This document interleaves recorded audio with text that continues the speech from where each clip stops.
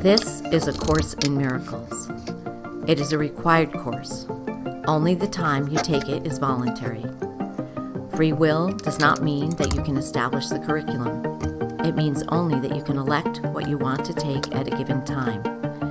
The course does not aim at teaching the meaning of love, for that is beyond what can be taught. It does aim, however, at removing the blocks to the awareness of love's presence, which is your natural inheritance. The opposite of love is fear, but what is all-encompassing can have no opposite. This course can therefore be summed up very simply in this way. Nothing real can be threatened. Nothing unreal exists. Herein lies the peace of God.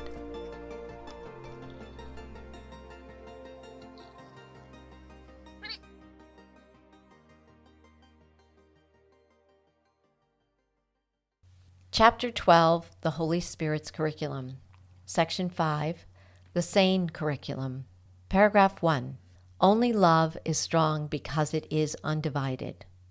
The strong do not attack because they see no need to do so. Before the idea of attack can enter your mind, you must have perceived yourself as weak. Because you attacked yourself and believed that the attack was effective, you behold yourself as weakened. No longer perceiving yourself and your brothers as equal, and regarding yourself as weaker, you attempt to equalize the situation you made. You use attack to do so because you believe that attack was successful in weakening you. If you're reading this maybe for the first time or just in a superficial way, a lot of times this talking about attack or being weaker or these different kinds of terminology that's just this whole paragraph is built out of does not make sense. Only love is strong because it is undivided. That's what it starts off with. So it's talking about an absolutely unified state of mind. And a unified state of mind has no value on the kind of diversity that we see in this world in terms of I'm very, very different than my brother. We're different creatures. We're very different creatures. We're divided that way. So therefore, one of us can be stronger and one of us can be weaker. That's, this is what we proceed with. So we're talking about the sane curriculum in the Holy Spirit's curriculum. So long as I believe that I can be weakened by attack, then I'll think I can be successful in weakening someone else. Right, but this attack, what's the nature of the attack is what I was wanting to get at. What's the nature of an attack is to believe I'm separate from someone, to believe that there's a disparity of strengths, a disparity of abilities or of motivations. And that's inevitable. If and it's I a believe see my brother, in my vulnerability as well, that I can be attacked. Right. Well, and that's inevitable. Mm-hmm. I can definitely see myself as attacked if I'm in a world of separate particles that are in some sort of competition or cooperation with each other. Mm-hmm. But the sane curriculum has nothing to do with separate particles, separate entities, brothers or circumstances that are separate from me and that are either cooperating with me mm-hmm. or competing against me. It's neither. Right. It's neither one. So I'm going to read 2. Okay. That is why the recognition of your own invulnerability is so important to the restoration of your sanity. For you accept your if you accept your invulnerability, you're recognizing that attack has no effect. Although you have attacked yourself, you will be demonstrating that nothing really happened. Therefore, by attacking, you have not done anything. Once you realize this, you will no longer see any sense in attack, for it manifestly does not work and cannot protect you. Yet the recognition of your invulnerability has more than negative value. If your attacks on yourself have failed to weaken you, you are still strong. You therefore have no need to equalize the situation to establish your strength. There's no need to fight. My same comment goes forward, is what are we talking about by this attack? if the attack would be something like, if I am attacking in a room of mirrors, if I am trying to shout down an echo from the Grand Canyon, I'm going to lose. Like if I'm in a canyon or a hall of some sort, and I hear a voice yelling, and it's my own voice. Oh, yeah. And I'm yelling in competition with this voice, or I want to destroy this voice. I want to put this voice to rest. And every time I say something, it comes back at me again. It won't shut up. It's hopeless. And until I recognize that it's my own voice that I'm in competition with, or in a room of reflections, that it's my own ghostly silhouettes, shadows that I'm fighting with. I'm not really fighting with anything out there. So until I do that, it's Those are good examples. It's worse than Tar Baby. Yeah, I agree. Yeah. And accepting my invulnerability, which is to remember who and what I really am, it sets me up so that even if I attack myself, nothing happens. If I already recognize I'm invulnerable, to even... Okay, but just entertain that for 1 second. Don't you... Yeah, in a common conversation, if I'm down at the... I don't know where... No, I am trying to think it out. Invulnerability. How are you going to explain that to Dwayne Schrag? Well, you have to start at things that where love is eternal, and it's always everywhere at all times. You have to start with true principles to recognize your invulnerability, because if you don't start with true principles, I've got no place to go with somebody. Well, let's say I take my own example, and there's some guy, Dwayne, that I want to explain my invulnerability to. Chances are good that there's a strong possibility, and it's covered later on in this section. Dwayne will view that as an attack. Absolutely. And he will come at me with some sort of thing that I didn't really expect. So that should be a clue to me of how I cannot establish my invulnerability. I cannot establish my invulnerability, obviously, by attacking someone else or by explaining to someone else. I know, but I read it as a way of, what do I believe about myself? What do I believe? Am I an ego mind, or am I in the God mind that is invulnerable? Well, I guess what I'm saying is, along that line is, we're given a universe where the proof is definite. You don't have to function by your beliefs. You can function by science. Attack someone if you want.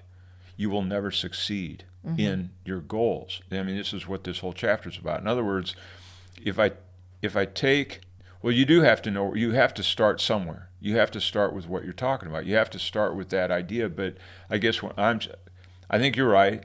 But I also say that there's no way that I can understand what invulnerability is unless I understand it in relation to other people, because they're the ones I'm afraid of. Well, right. You'd have to, as you practice, you would recognize whether or not you really believe that or not, because either you're going to feel attacked, at which point you're going to get depressed or angry or want to react and attack back, or you're going to say, it's going to sort of just bounce off of you. When somebody seems to be attacking me, I won't take it personal. It won't be anything to me. It'll just be somebody, spitting in the wind, so to speak, that doesn't affect me at all.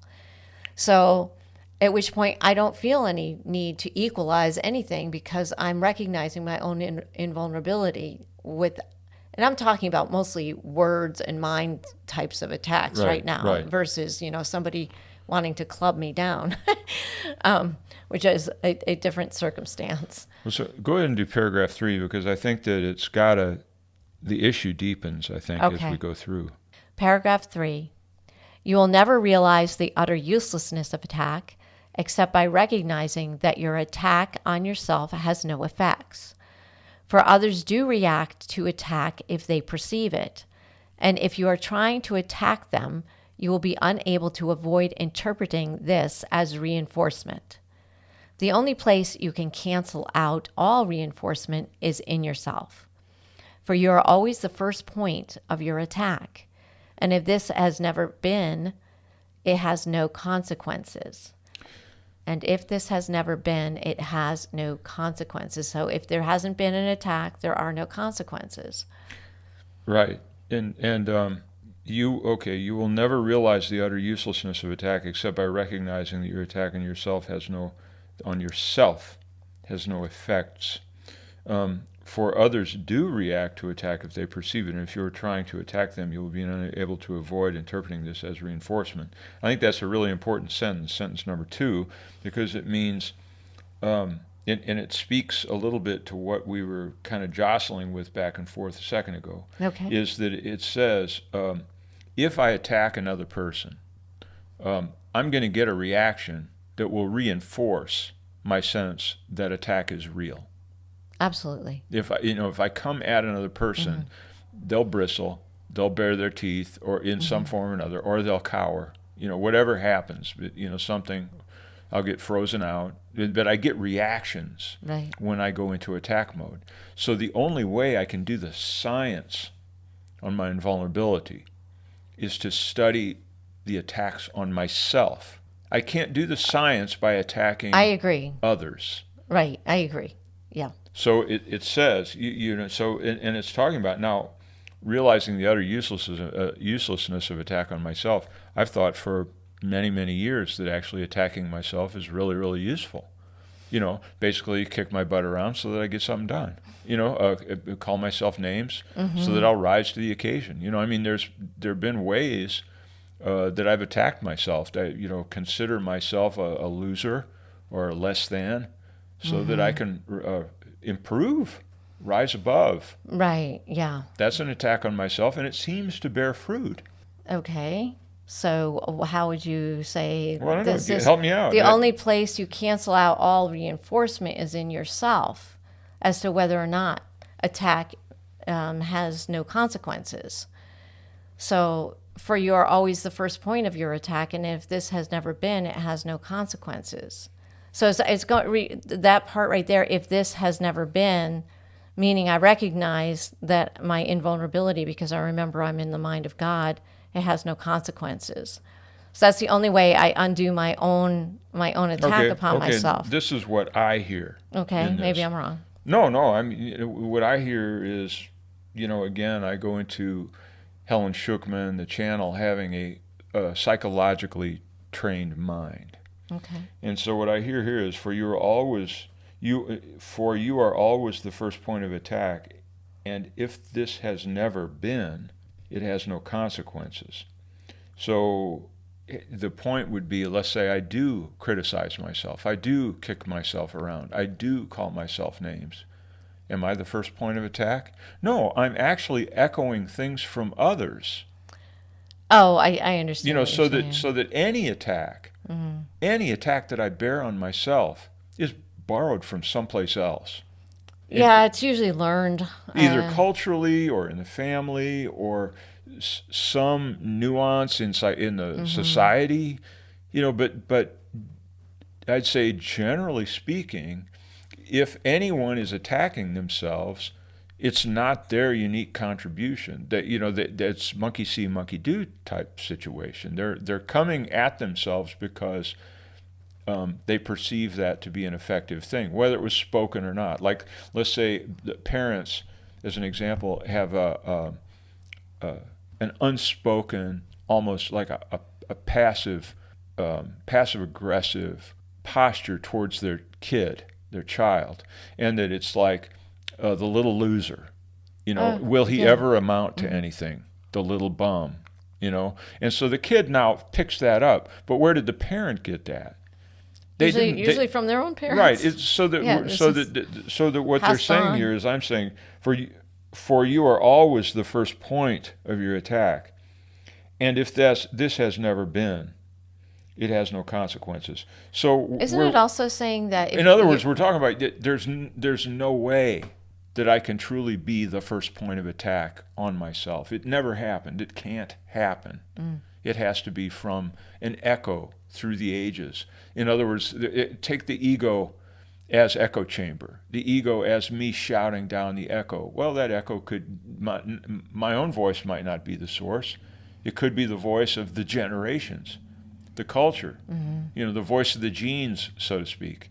Does that make sense? Yeah. What were you going to say? I interrupted you. That's okay. I just take it more simplistically that for you are always the first point of your attack, meaning that even if I'm attacking someone else, the first point of attack is upon myself. Immediately, when my fingers are pointed out, blaming or judging another person, there are the three that are pointing back at me. So I'm being attacked simultaneously or first in relationship to the other who I think needs to change their minds or something. It's where in the Bible it talks about, you want to complain about the splinter in the other guy's eye when you have a beam in your own. Take the beam out of your own eye first before you go help your brother remove the splinter from theirs. Well, part of this I was trying to understand. No, I mean, that's all legit, and I got to confess, I'm not crystal clear on this. I mean, we could spend a lot of time on this one, I think, or at least I could. Line 3, the only place you can cancel out all reinforcement, now that reinforcement is the belief that attack works. Yeah. Okay? Is in myself. That's the only place I can cancel it out. Because of that problem with the echo chamber, that, since my brother is ultimately a lesson to myself interpreted by the Holy Spirit, since that's the dynamic, if I'm not aware of that, when I attack him or do whatnot to my brother or in relation to him, I will perceive, reinforcement that attack is real because I don't have the teacher to guide me. That you can either benefit from it or lose from it based on what happens after the attack, Right. You'll feel like, well, I'm one up, or, oh, wow, I wasn't expecting that to come back at me, Right, and either way, it's ego reinforcement. Whether I win or lose, the ego gets reinforced in that situation. So the only way out is to, in myself, use myself as the laboratory on this, and that even there, it's saying that what I'm hearing kind of is since I can't have ever been the first point of attack. In other words, the ego has no possibility for creativity of any kind. And that includes inventing aggression. It's a ripple down. It's, and that's something infamously in psychological circles, where they'll say that, sexual abuse is always secondhand, thirdhand. It's never direct. Right. If you see a kid doing XYZ to the family dog, it's because they learned it. You raise your eyebrows and go, where did they get this from? Because that's not a creative gesture. It's a mimicking of something. Yes. So I'll read paragraph 4. Okay. The Holy Spirit's love is your strength, for yours is divided and therefore not real. You cannot trust your own love when you attack it.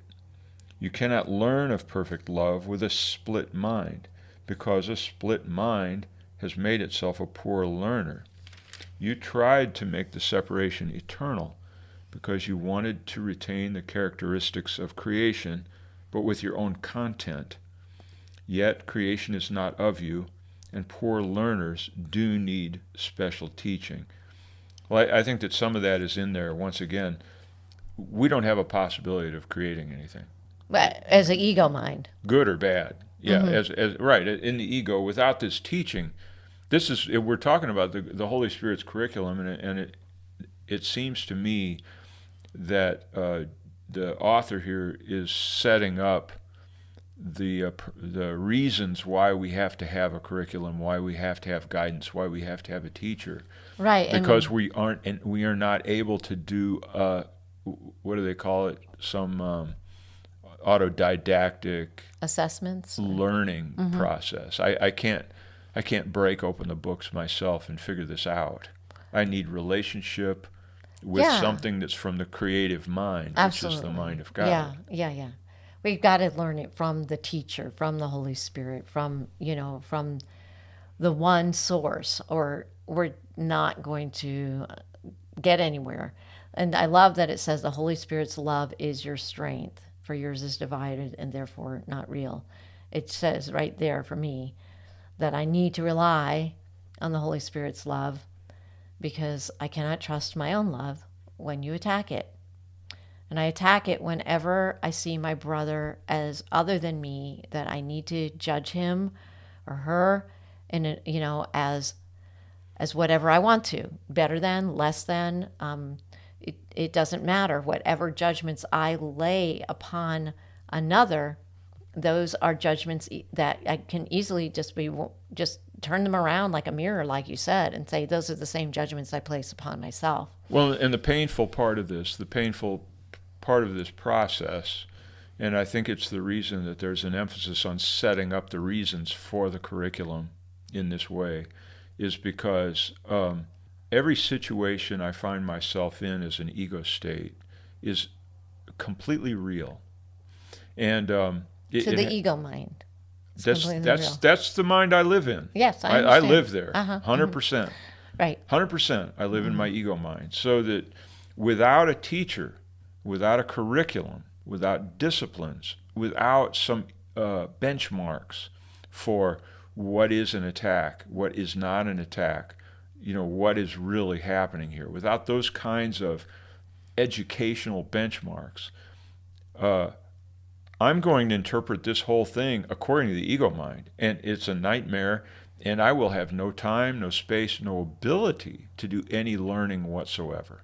I agree. And that's why it's not even a matter of me saying, well, I need to, like I hear sometimes that you'll say, oh, not you, but I mean, it's like in this, I need a little behavioral modification here. I need to view my brothers in another way. Again and again and again, the thing that's alarms me about the Course in Miracles is that it involves an absolute turning inside out, upside down, what has been my habitual posture towards reality itself. Right.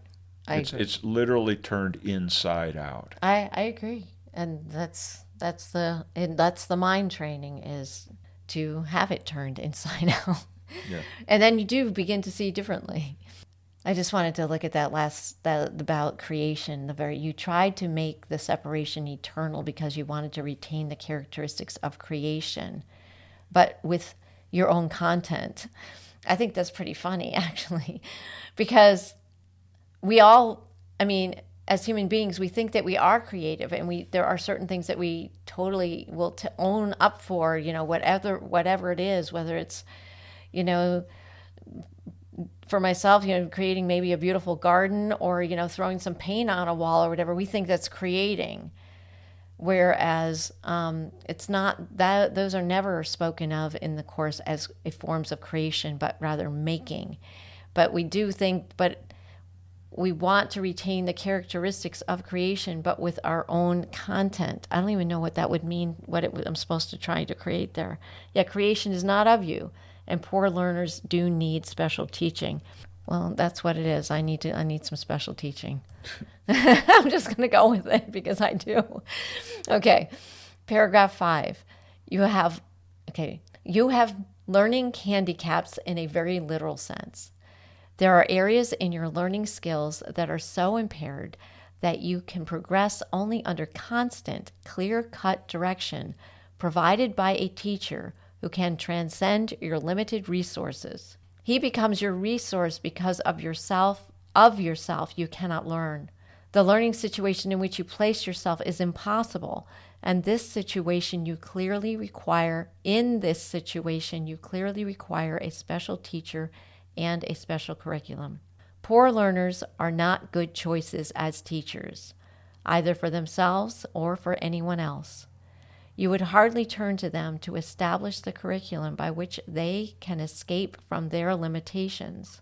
If they understood what is beyond them, they would not be handicapped. So we're limited by where we are. If I understood what was beyond me, then there would be no handicap. What I'm hearing is that the learning involved is a level up.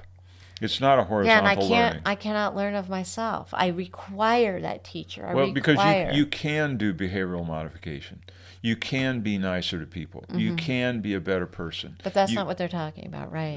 Yeah. yeah, what I'm saying is you can teach yourself many things, but you cannot get yourself out of this trap of seeing that other person as separate from me and therefore constantly and always vulnerable to attack. And that if you want to learn invulnerability, there has to be a level up. It has to go from 2D to 3D or 3D to 4D. You have to pull out of this in order to get this complete reworking or turning on its head of the ego's curriculum. Yeah. The more real perceptual reality. And the teacher they're talking about, you hardly turn to them. You're talking about yourself as teacher. Let's say I go to, just for kicks, I'm going to say, let's say I go to Wayne Dyer. And I decided to dig into Wayne Dyer books. I'm going to listen to all of my Wayne Dyer tapes, and he's my teacher. I guess it could be Ajahn Khan or whatever his name is. I guess it could be any sort of teacher, Paramahansa Yogananda.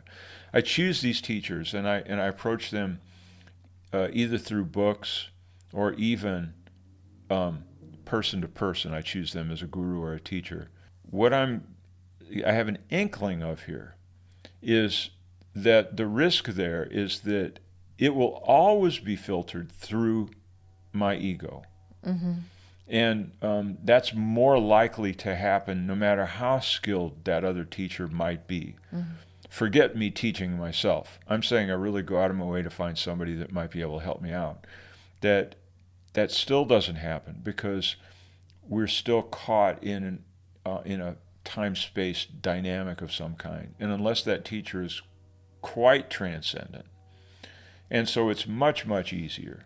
In fact, again, drag in Sai Baba, he said the only guru is God. Sai Baba has said that. And I've never quite understood that. I always thought that was like an insurance policy against lousy teachers. But after reading this, I'm thinking that it's the content, it addresses the real issue we're in.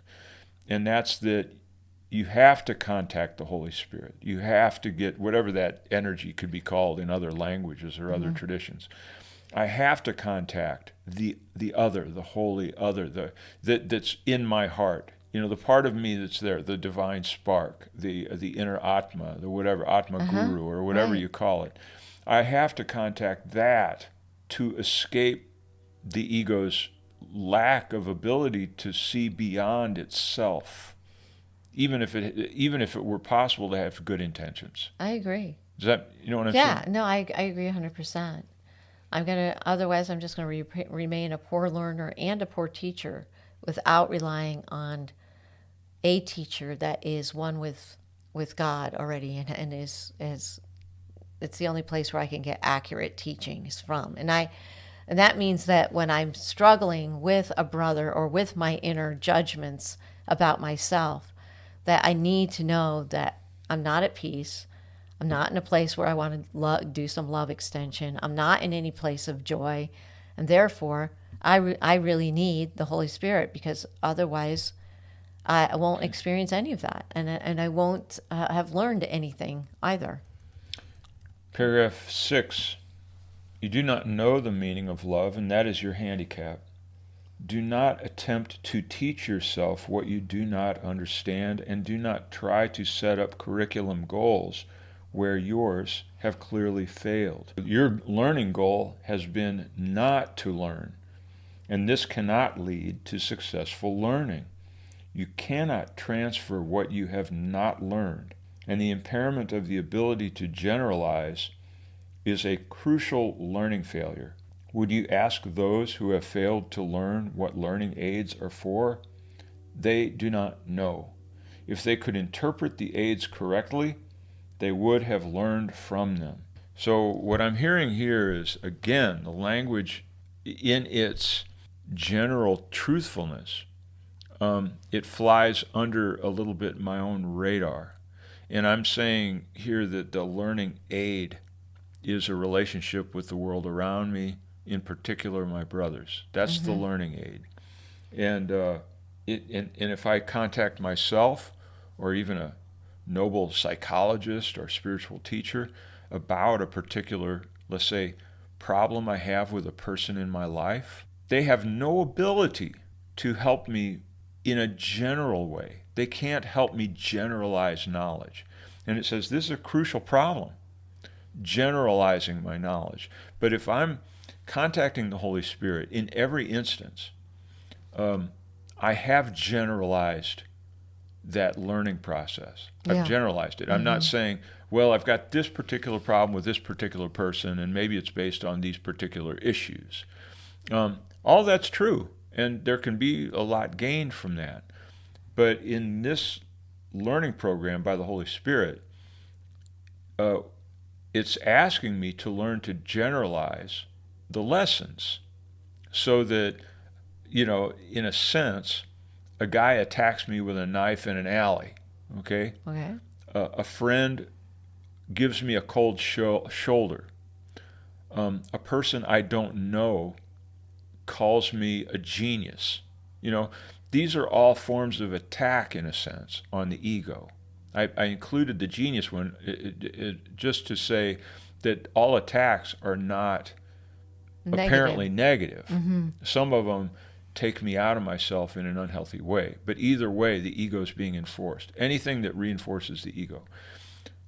A generalized curriculum or generalized learning process helps me to see them all as lessons of a sort, of a kind. Yeah, they're all nested in one place, all within each other. Like in those three instances, it's not three skill sets to learn.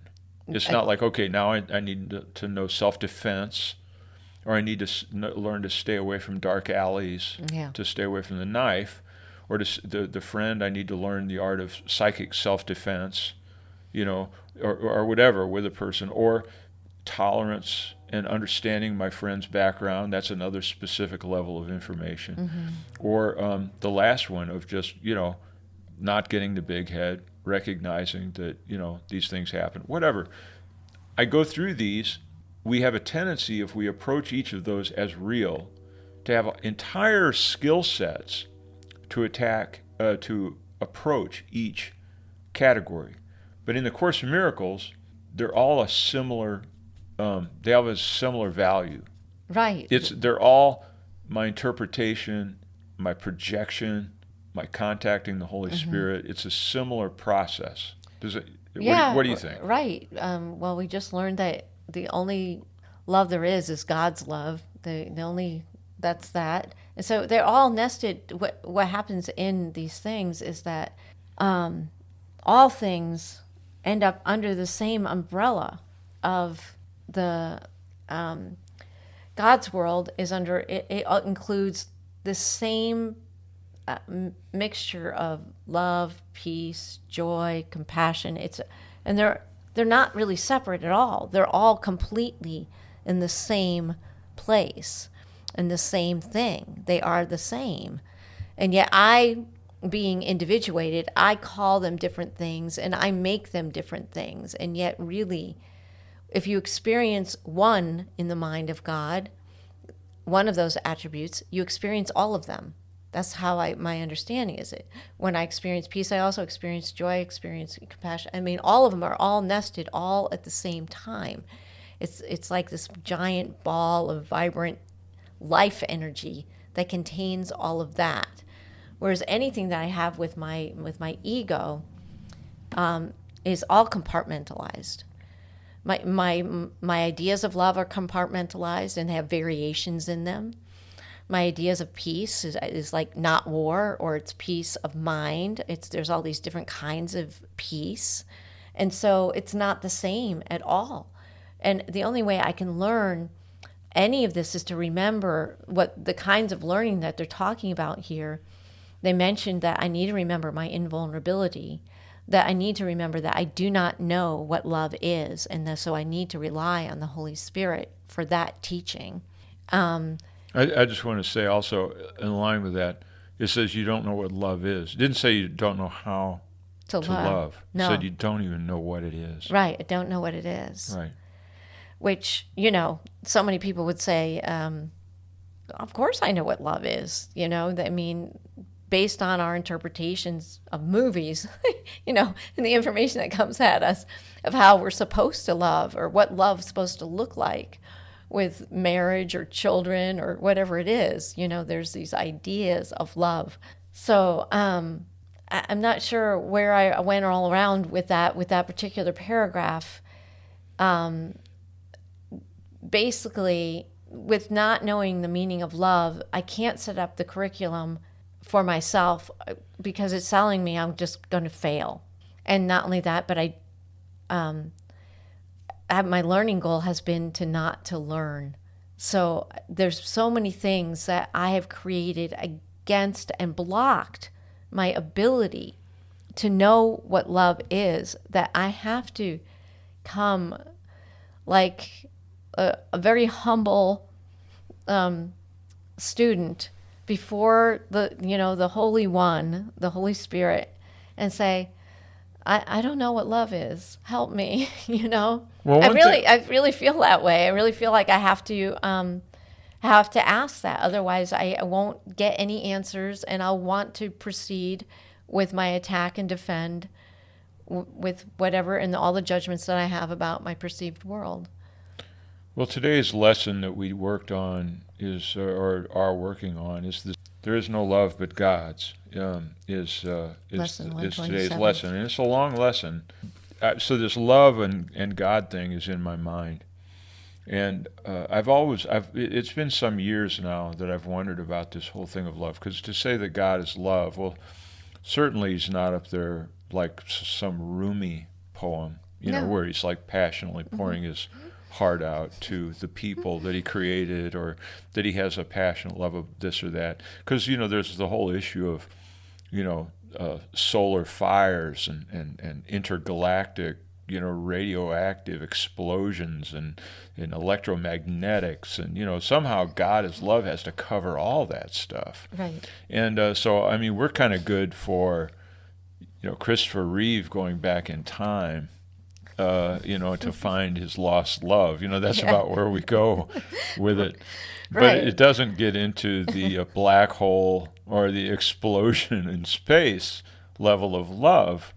But that's part of love. Absolutely. So that we can't, in other words, that's how far off we are. Mm-hmm. We really don't understand. And so just to wrap it up briefly, I think that there's something about love pulling things together. It's an energy that's a constant pulling towards the one. Mm-hmm. It's a constant. And so anything we feel as what you would call true love, or that's unconditional love, or love in the galaxies, or love in a black hole or a solar flare or whatever, you have to look at the unifying energy that's making that even happen. Mm-hmm. And that's where the love is. Anyway, that's my bit. So I always see it in nature, like when you see a butterfly come out of a chrysalis. Right. Things like that. Or when they do those slow motion where the plant grows and then there's a bloom and it opens and stuff like that. It's so dynamic.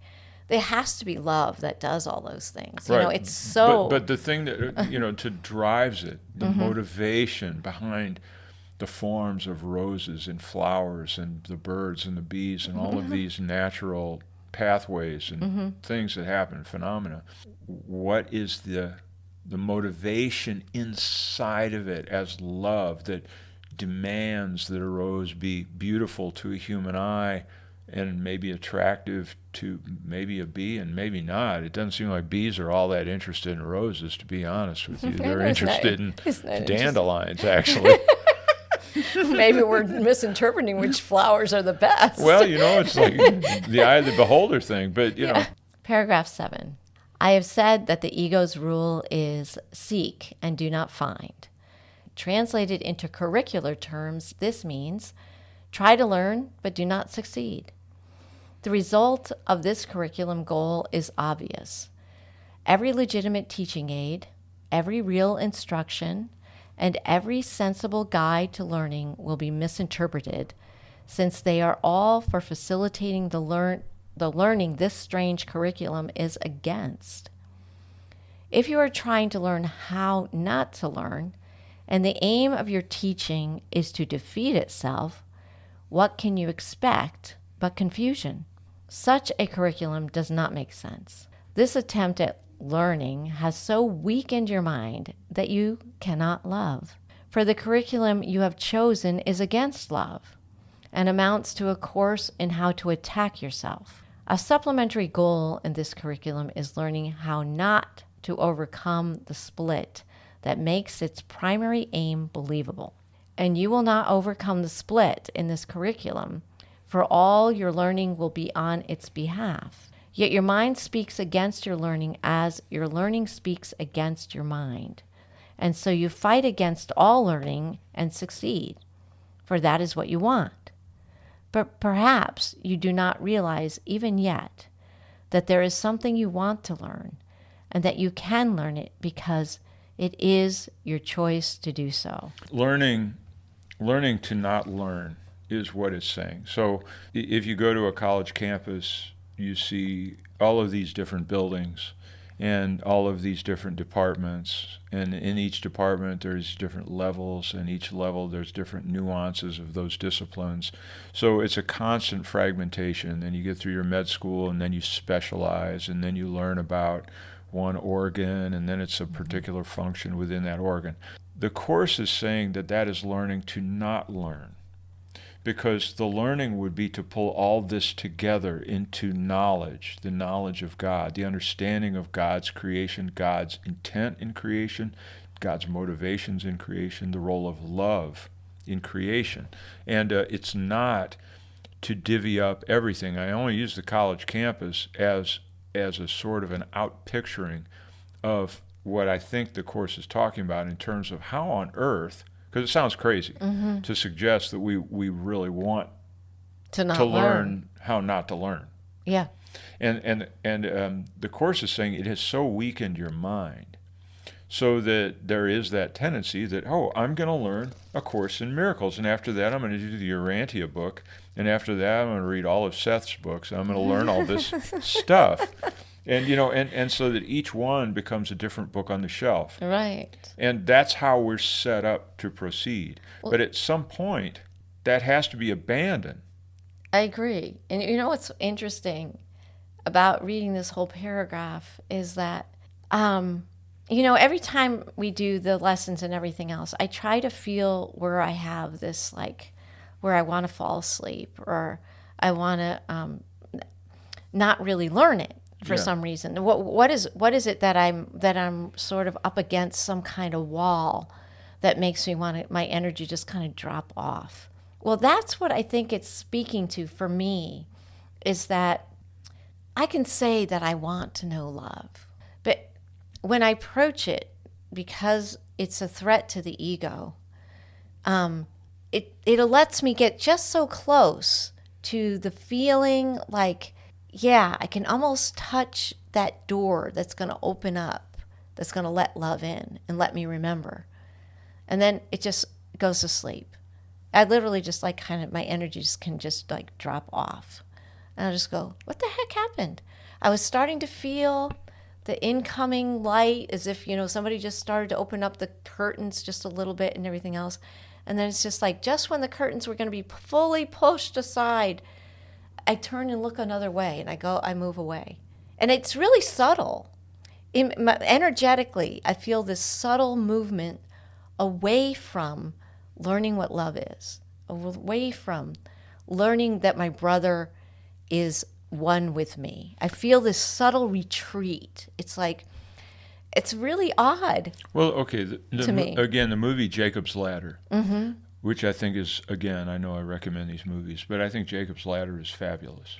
I mean, as a movie about the bardo, the afterlife. And rather than go into any plot points, there is a dynamic in the movie that whenever he starts to become sleepy, spaced out, a kind of a funky distraction, they play it up with the way the camera works and jiggles, and him kind of having a goofy grin on his face, and the situation kind of gets a little bit wild and crazy, and whenever those things happen, he plunges directly into the middle of a nightmare.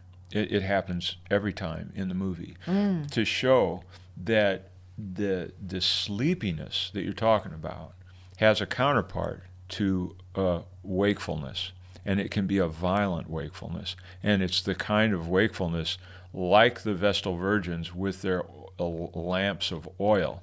You don't want to have to go into town when the bridegroom is right around the corner to get your oil, because then you are outside wailing and gnashing your teeth, as they say in the good book. Yes, that's right. So this sleepiness starts to have to be part of the curriculum of the Holy Spirit, and recognize that to some extent, drowsiness, sleepiness, spaciness, that thing that shows up in Jacob's ladder, I've got to say, something's exactly. I'm starting to catch myself. Something's going to happen here. Something's going to happen, because this is when I know I bring this up, and I just remind myself when a person gets too sleepy in their life, that's when the car wrecks happen. Oh, absolutely. Yeah. And it's to wake them up, so that the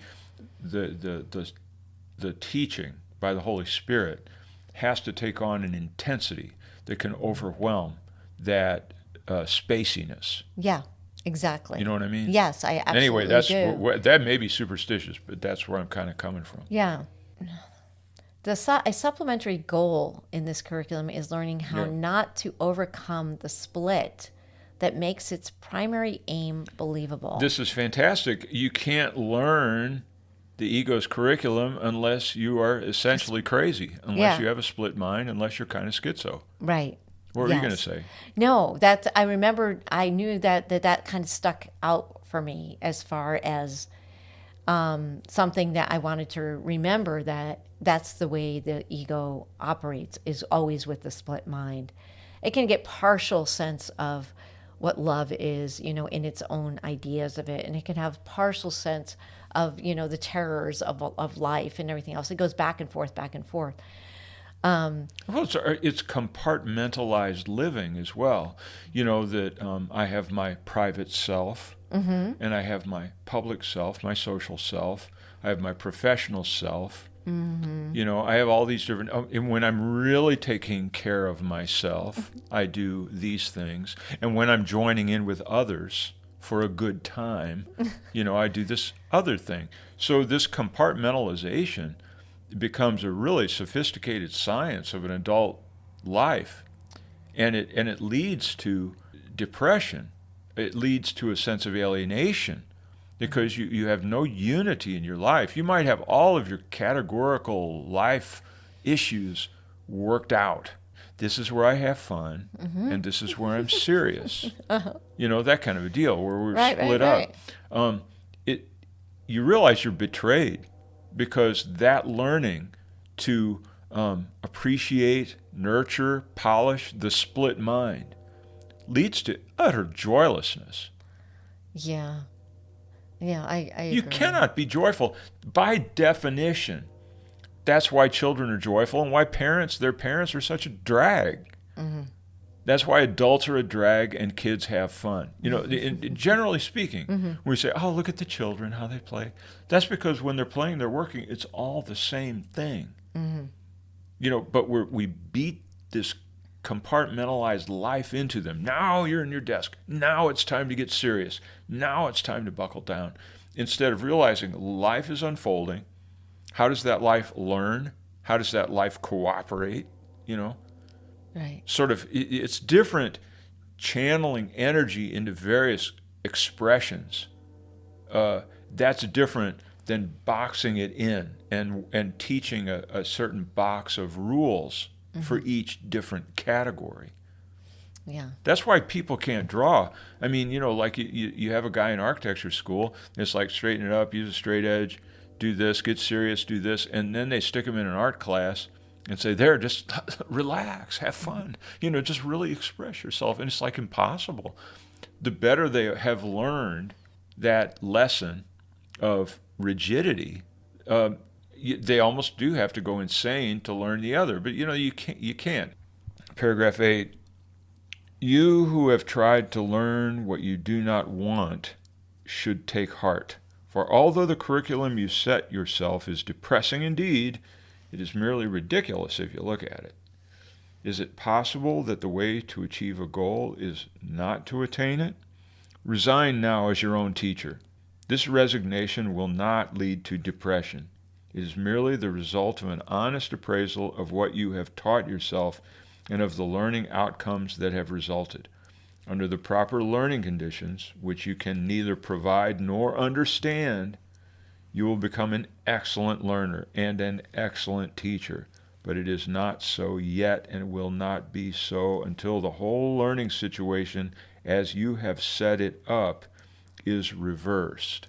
Well, that's pretty clear, actually. No, it's very, very clear. But I couldn't help but going. I went to this guy in Memphis who was a Course in Miracles psychologist. Oh, really? So he asked me these questions, and, it's my neurosis.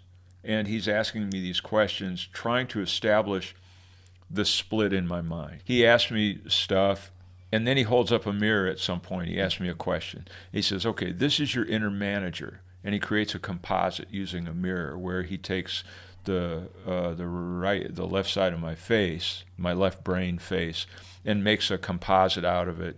And so I go, wow, that's those jerks that I hated in high school. It looks like a greasy used car salesman. That's me. I'm looking at a picture of me. Okay, where you have both the left is on both sides. Yeah, he holds the mirror up to create a composite against the video screen. Oh, yeah. So he puts it right down the nose and forehead, and it picks up the dual reflection of the inner manager, because that's the mind I was in when he's asking me the question.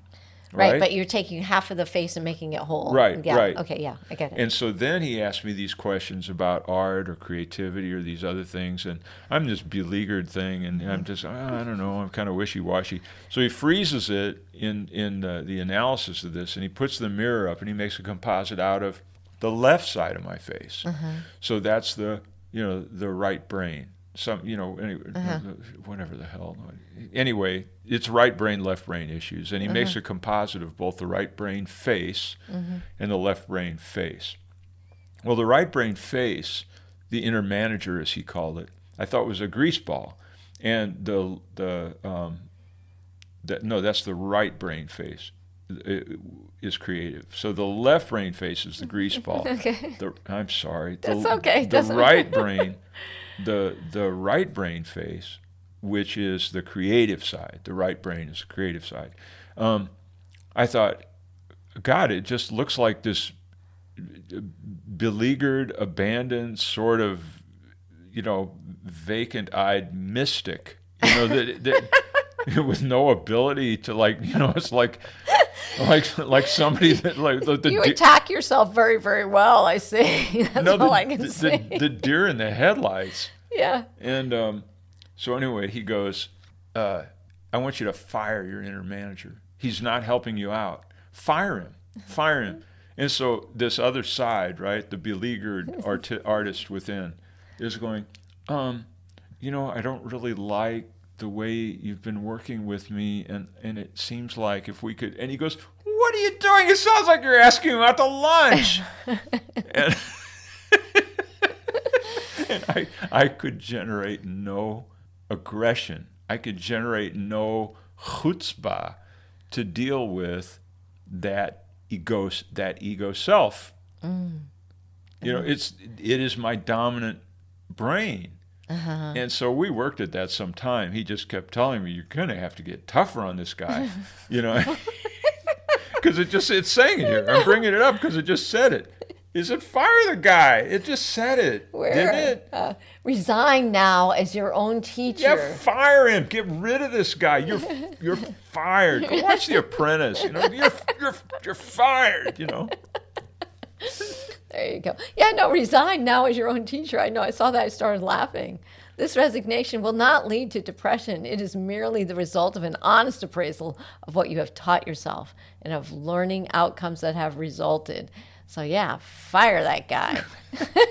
Okay. All right. Last one. Paragraph 9.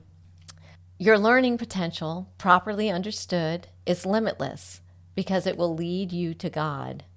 You can teach the way to Him and learn it if you follow the teacher who knows the way to Him and understands his curriculum for learning it. The curriculum is totally unambiguous because the goal is not divided and the means and the end are in complete accord. You need offer only undivided attention.